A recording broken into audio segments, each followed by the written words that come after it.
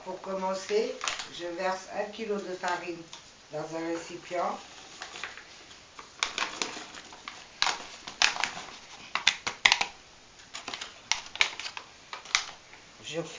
Je creuse un puits. Alors, il vous faut rajouter 25 g de sucre en poudre. Pour moi, la recette familiale est le couscous, car on en fait souvent. J'ai deux origines, je suis vietnamienne et indienne. Du coup, le plat familial numéro 1 pour moi, c'est le biryani, puisqu'on le mange en famille et avec des amis, et ça permet de rassembler le plus de gens possible. Et le plat vietnamien, c'est pho, mais en français on dit pho. Le pot au beurre, du côté de mon père il a des origines martiniquaises, car ma grand-mère, je suis allé la voir en Martinique et elle m'a dit je vais te faire mon plat à moi qui me tient à cœur, le pot au beurre. Le silicone carné, parce que en fait ma mère elle fait et ma mamie elle l'avait fait, elle lui a transmis. Pour moi, le couscous est une recette familiale parce qu'on en mange dans les mariages. Bonjour à tous. Alors aujourd'hui nous allons réaliser le biryani qui sera fait par ma mère. On a déjà mis les tomates, les oignons et les piments verts aussi. On ajoute la viande pour que un petit peu la viande soit marinée en fait par cette première préparation. On a mis le riz au fond d'un plat dans lequel on peut ajouter la mixture au poulet. Ensuite on met encore une couche de riz. Donc voilà, en fait jusqu'à ce que ça se termine. Comme vous pouvez voir, l'opération se répète. Sur cette assiette, un petit peu de la menthe en fait qu'on a mélangé à du yaourt, des tomates, en fait une sorte de sauce à la menthe pour apporter du goût et de la fraîcheur au plat. Et ça sent super bon. On va mélanger le tout que ça donne une couleur, donc vous voyez ça devient jaune orange grâce au colorant. Ici c'est le chicken biryani, donc à la pakistanaise.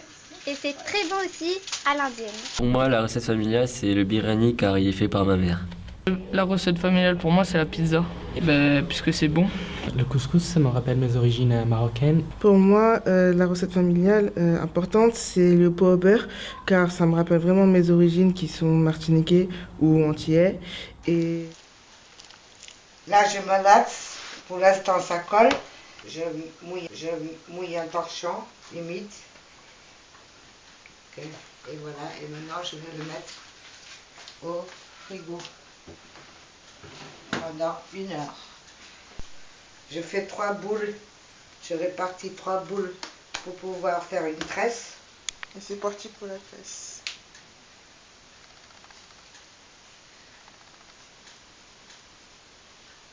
Là, je vais badigeonner du jaune d'œuf mélangé avec de l'eau sur mon pain pour pouvoir donner une couleur dorée. Je laisse reposer 45 minutes avant de le mettre au four. Je préchauffe mon four à 180. Voilà, après 35 minutes de cuisson, voilà le résultat. Maintenant, il n'y a plus qu'à déguster. Bon appétit! Ma recette familiale dans ma famille, le tagine d'agneau. C'est le Mont Blanc parce que c'est une recette qui revient souvent dans les fêtes familiales comme Noël, Nouvel An, les anniversaires.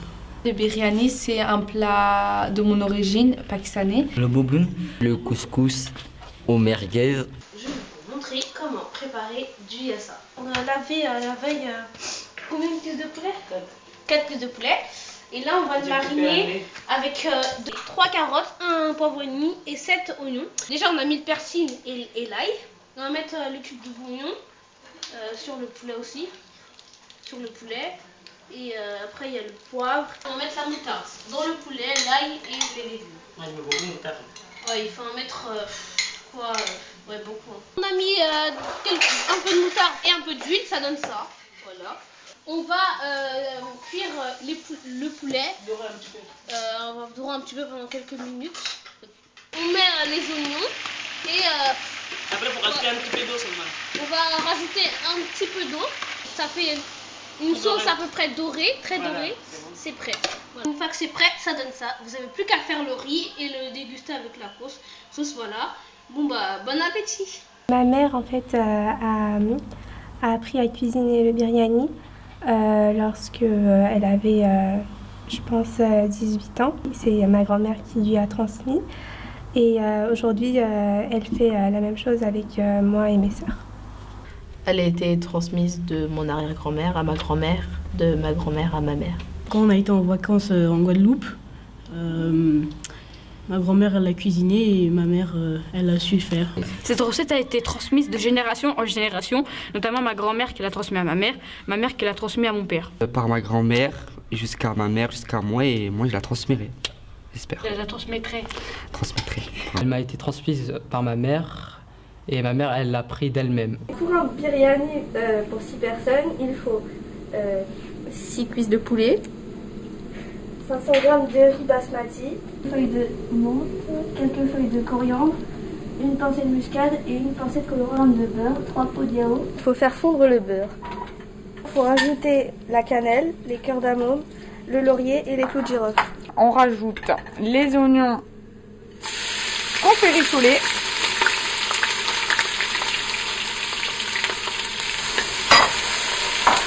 Et ensuite, la tomate. Et on va rajouter la purée ail gingembre. Et on va rajouter aussi,